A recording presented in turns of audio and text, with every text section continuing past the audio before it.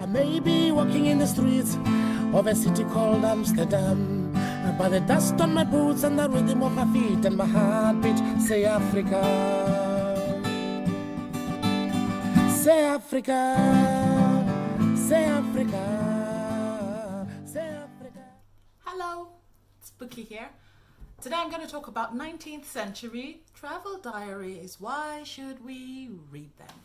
And I'm going to speak about this using a specific example, which is a book called 17 Years in the Yoruba Country. This is my lovely printout here. And 17 Years in the Yoruba Country is a compilation of the travel writings, journals, correspondence, private letters of Anna Hinderer, who lived in Ibadan as a Christian Missionary Society missionary from 1852 to 1869. According to her accounts, she was the first female missionary in Ibadan. You know that there were CMS missionaries in Abeokuta. That was the first major outpost, and Ibadan was the second big one. Now, these kind of travel writings were quite popular in the mid-19th century because they aided the missionary effort, but there was also this thirst for writings about the exotic and colonialism, and many of them were quite far-fetched and written by people who wanted to come back as heroes. While Anna did not by any means have a non-partial view, it does give an interesting insight to what Ibadan, Abeokuta, Lagos was like in those years that she was there.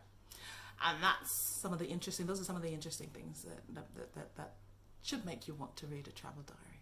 So I'll tell you some other things. One good thing about this was the descriptions about landscape. Now, Anna traveled on the Propontis from Plymouth. You know, when we travel now, we tend to think of, oh, it's a 6-hour flight here, it's a 2-hour flight here, but this takes you back and you think about travel in a very different way. It took them 3 weeks to get from Plymouth, and the first place they landed at was the Gambia. Now, Anna's husband had been a missionary in Abeokuta prior to marrying her, so he could speak Yoruba, and she has this quaint story about getting off at Gambia, and she said her husband recognized his kinsmen by the marks on their faces, and he spoke Yoruba to them, and they were quite delighted to have someone not from the Gambia speaking Yoruba to them. From the Gambia they went on, I think it took another week to get to Ghana, and she describes that, and then they got to Lagos, where they now began a 3-day journey to Abeokuta on foot. And there's description of the animals and the flora and the fauna. There is a story of, she talks about the camping by the riverbank for the night, and then baboons and foxes come out and they have to chase them away with a rifle, shooting into the air. It just makes pleasant reading, and it makes me think about Lagos, Ibadan, Abeokuta. You know, I try to imagine what would that journey have been like on foot. Another exciting thing about 1852 to 1869, the 1860s, there was a lot going on. There was so much going on, and some of this was documented. For example, in 1860, although she was stationed mainly in Ibadan, this time she and her husband took a trip to Abeokuta, and they were caught up in the Abeokuta, the Dahomey Wars, because we know that Abeokuta had this long-standing issue with the Dahomey, because the Egbas ended up settling on land that Dahomey had wanted after the Yoruba Revolution, and there was this constant threat of invasion, but they were there in the middle of it, and they were trapped. They found themselves trapped, and she described what Abeokuta was like at that time.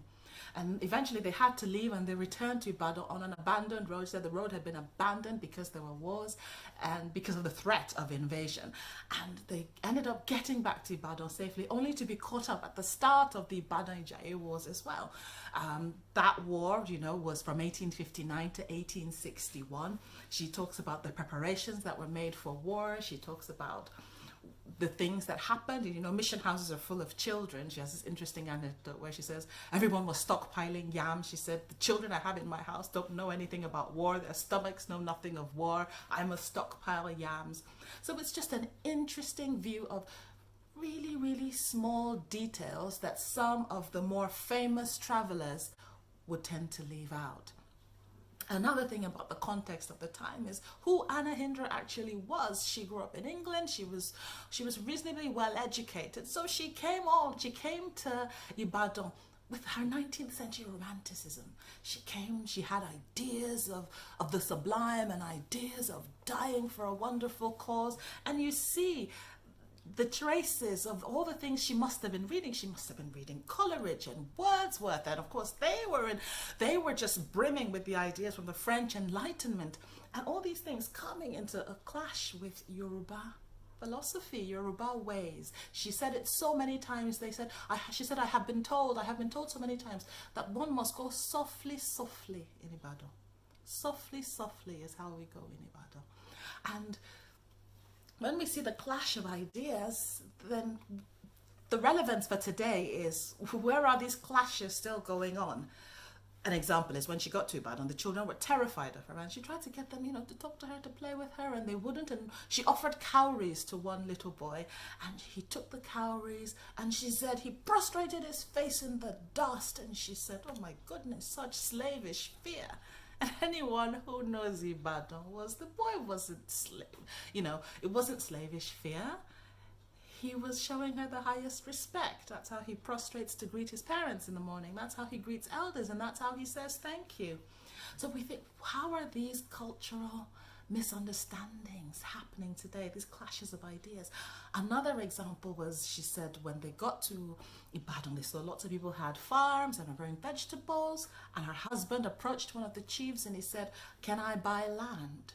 Now this is a story that's popular across Africa, and the chief laughed and he said, who can sell land? Who owns land? The land belongs to God, to Oluwanile.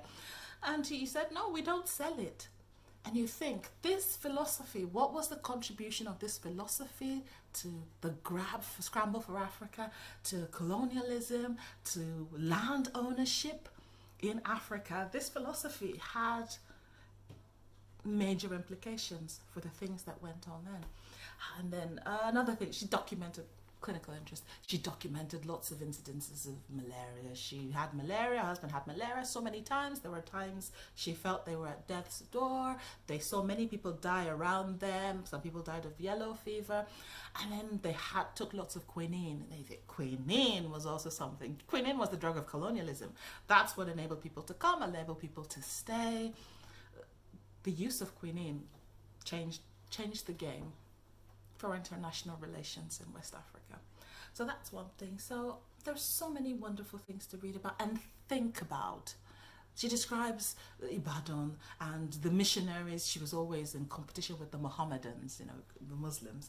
The Mohammedans, they're doing this, we're doing that. And there was this constant competition going on. She describes conversations with Fulani herdsmen in Ibadan. She said, the Ibadan men do not milk cattle, that they specifically bring in Fulani slaves to milk cattle. So that's something to look into, something to think about going on. This was in the 1860s, long time ago. The exchange rate for the cowrie, I did not know that back in the 1860s, the exchange rate was between £1 and £2 for a bag of cowries, 20,000 cowries. She talks about her husband having to, in the middle of the Dahomey Wars, completely broke, and having to approach the chiefs and borrow, £5 worth of cowries in exchange so they could buy food. So there are so many things that are useful for entertainment, useful just to think about, useful for research. Are you writing a book? Are you writing a period drama? Are you writing a novel set in the 17th century, 18th century? Some of these small details you might want to know. Yes, you know the wars and you know everything, but you know who was king and you know the big things, but the small things, what were they wearing?